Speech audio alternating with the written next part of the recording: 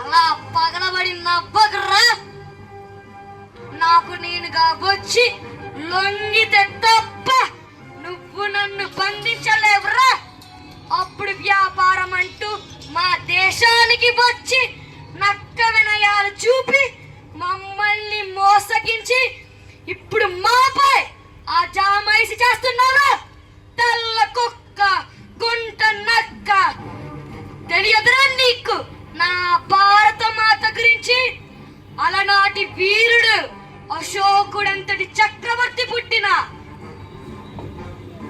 ధర్మభూమి అయితే అస్త్రశస్త్రాలతో లక్షల సైన్యంతో మా భారతదేశానికి వచ్చిన ప్రపంచ విజేత అలెగ్జాండర్ ను ఒంటి చేత్తో ఎదిరించిన పురుషోత్తముడు పుట్టిన వీరభూమి అయితే క్షత్రియ వంశంలో పుట్టి రాజ్యం, పదవి, భోగభాగ్యాలను పచ్చగడ్డి ప్రాయంగా వదిలేసి ప్రపంచానికి మోక్ష మార్గం చూపిన బుద్ధుడు పుట్టిన శాంతి భూమి అయితే కప్పం కట్టాలో నీకు కప్పం ఎందుకు కట్టాలిరా?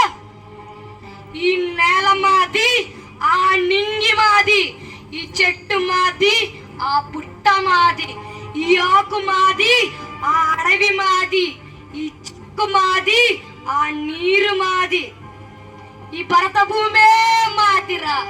దేనికి రా కట్టాలి కప్పం? ఎక్కడి నుంచి వచ్చారా మాపై పెత్తనం చేయడానికి? అప్పుడే మరిచారా బొబ్బిలిలో విజయరామరాజు దెబ్బలను?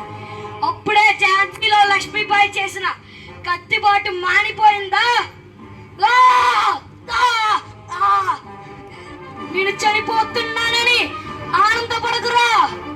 నా శరీరం నుంచి కారే ఒక్కొక్క రక్తపు బట్టు నుండి ఒక్కొక్క కొల్లూరి సీతారామరాజు పుడతారా. మన్యంలో మొదలైన పోరాటం మిమ్మల్ని ఇంగ్లాండ్ వరకు తరిమే దాకా ఇది ఆగదు. బొక్కల్లూరి సీతారామరాజు పోతే 1000 మంది అల్లూరి సీతారామరాజు పుడతారా.